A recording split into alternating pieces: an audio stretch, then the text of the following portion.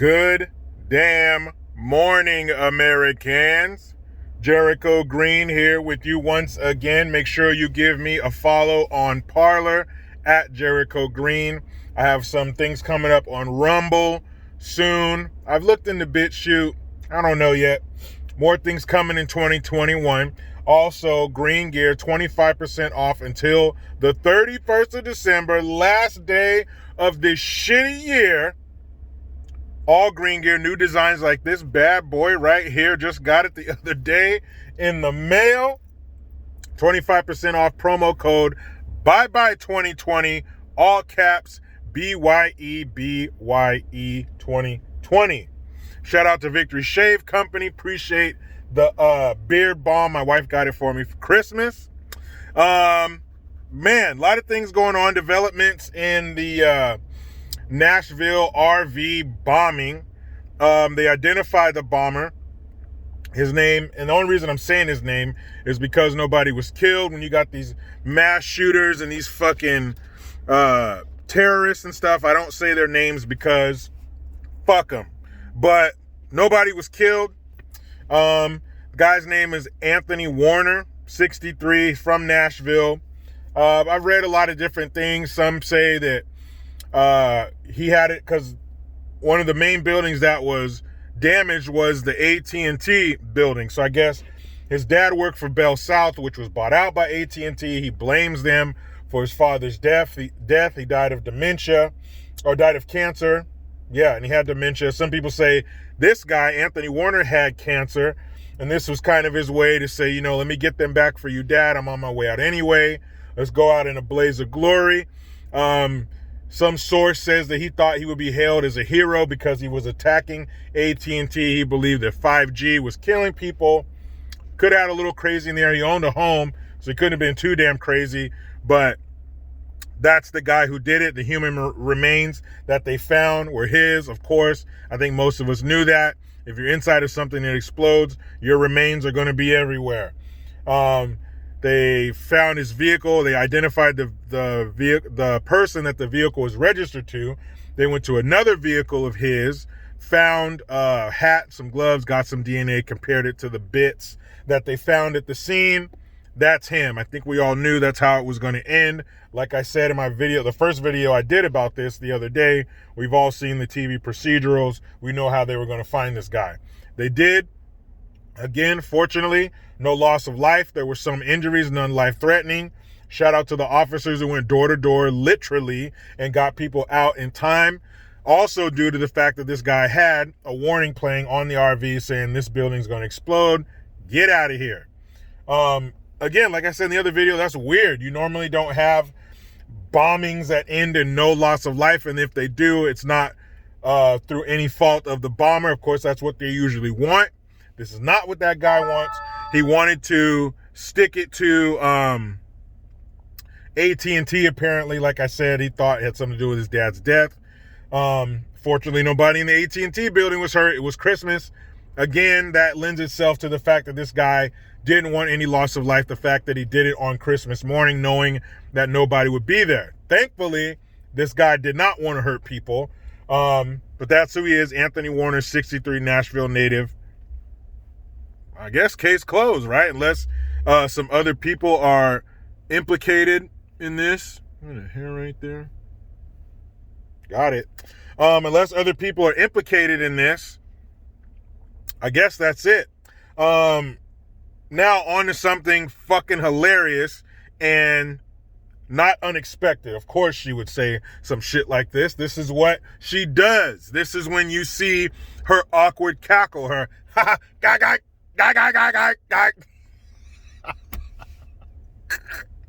If you've never seen that movie Mars Attacks, that's where that's from. That's how the aliens laugh. But it's the exact same way that Kamala, the Ugandan nightmare, laughs. That fucking awkward cackle that she does when she knows she's full of more shit than a Christmas turkey. Gag. So this dummy, I don't know if it was on Christmas morning or whatever, but there's a video out there. I'll try to find it and put a link in the description box. But Kamala Harris is sitting there And she's talking, I just want to say happy holidays, everybody. And we celebrate, and I want to say happy Kwanzaa. And I grew up celebrating Kwanzaa. Kamala, look, I know you were born in Oakland, birth of the Black Panthers, power to the people. I know you were born there and you lived there for a while up until you were, 11 or 12? Then you moved up to America's Hat, Canada, eh? What are you talking about? So then you move up there, but I know you spent some time in Oakland, so you feel that, and you were bused to schools, and you probably don't even remember because you were a little kid, but you were bused to school, so you have this connection to the black struggle in America, even though both of your parents were professional. Your mom was a doctor, and your dad was a professor at Stanford. I know there was a whole lot of black struggle in that house with a surgeon mom and a fucking professor dad. And I know you were in Oakland in the 60s, so you think you're a black American. I'm sorry, you're not.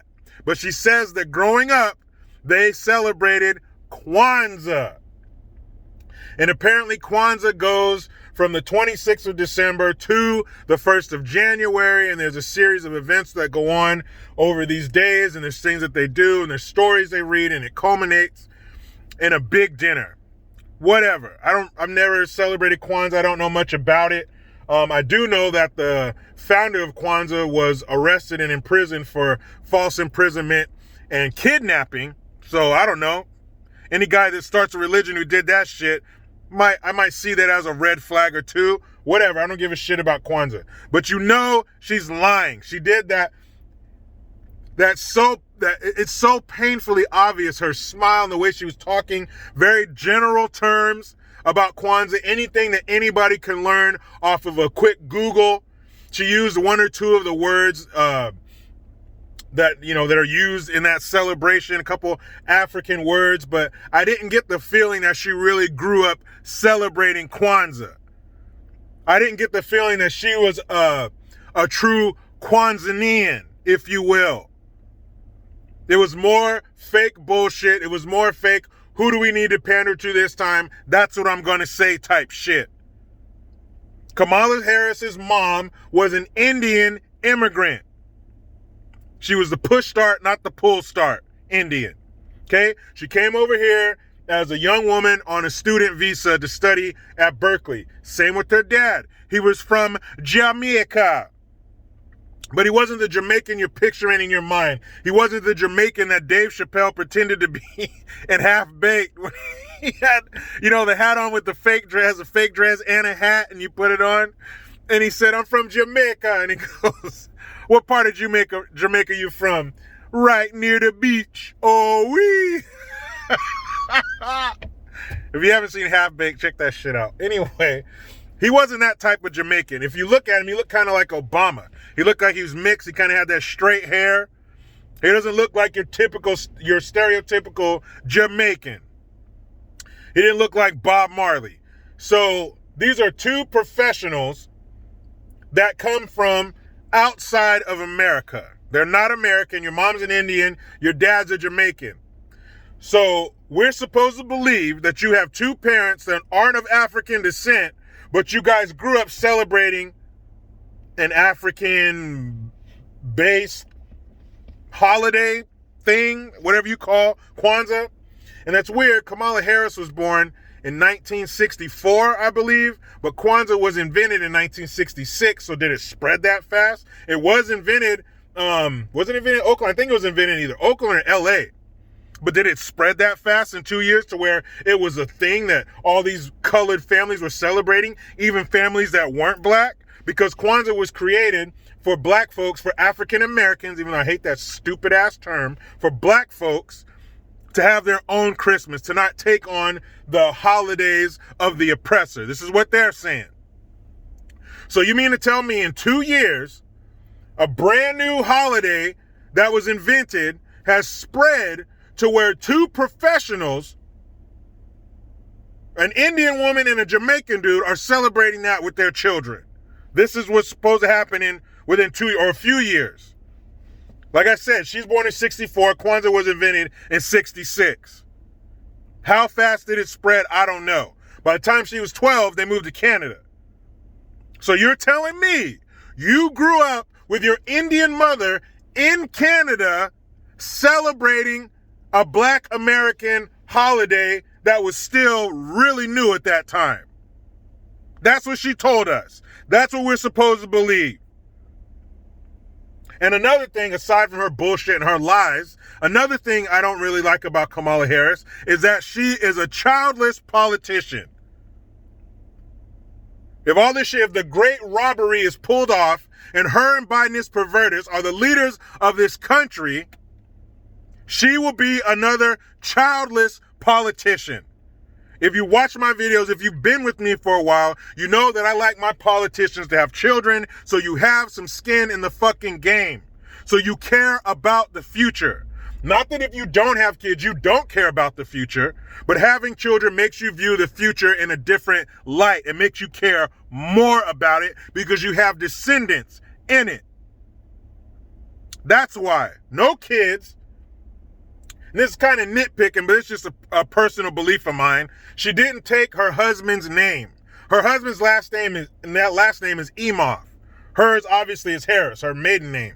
Why didn't you take his name? I personally think you marry a man, you take his name. That maiden name of yours, that part of your life is over. This is your new chapter. This is the name that you take. You take your husband's name. To me, I believe if you don't take your husband's name, oh, it's professional. Yeah, I'm an actress. I don't give a shit. That's your job. This is your life. I believe if you don't take your husband's name, that's kind of, you're almost leaving the back door open for an easy exit. You already got that last name, so you don't need to go through the rigmarole and the paperwork of changing your name back. That's just the way I see it. That's my belief.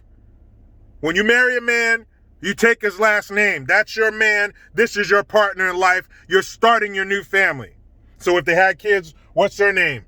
Harris or Emhoff Harris? Harris Emhoff? Sounds stupid. Take your husband's name. Anyway, you're going to sit up there and tell me that your Indian mom moved to Canada and you're celebrating. She's a Hindu. Don't forget that her mom is a Hindu. She comes from India. Now, is India near Africa? I don't think so. My public education tells me India's in fucking Asia.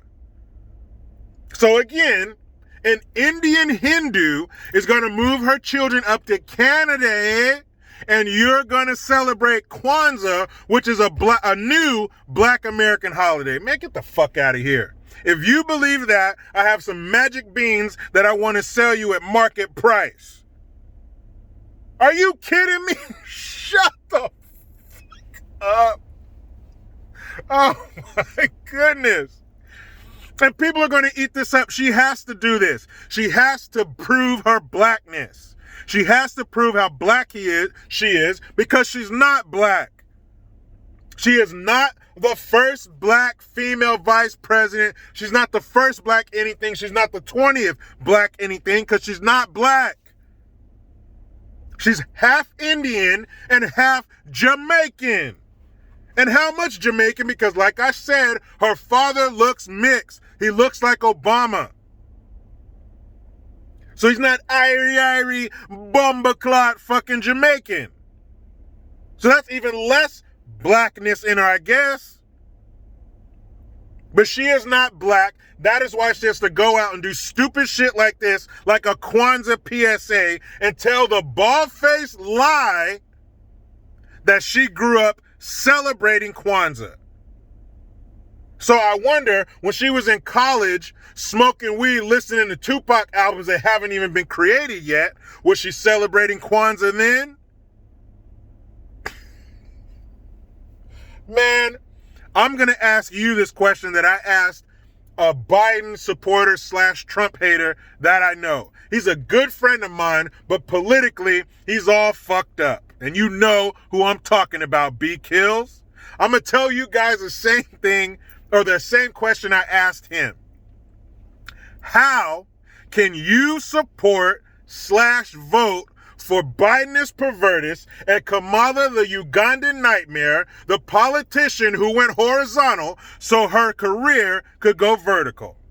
How can you vote or support those two after hearing them speak for more than 30 seconds? Biden is a mushmouth, senile turd. Kamala is a lying hooah. She's a lying, home-wrecking hooah. So how can you support these two after hearing them speak for more than 30 seconds? Biden will probably say something like, and that's a direct quote. There was footage of this man having a stroke on camera. I hope that's what it was. I hope that's not his normal functioning brain. The thing. That's what this man has said. How can you vote for that? I don't know. You tell me. But I'll tell you this. I'm about to go enjoy time with my beautiful wife and kids. But you know how it goes. I try to be done with the left, but they just won't let me. Please subscribe. Hit that notification bell because every time it rings, a piece of shit lefty cries. Get your Jericho Green notification tone link in the description box. Utilize the PayPal link and the Teespring link to get your green gear. I am Jericho Green. Man, I'm out.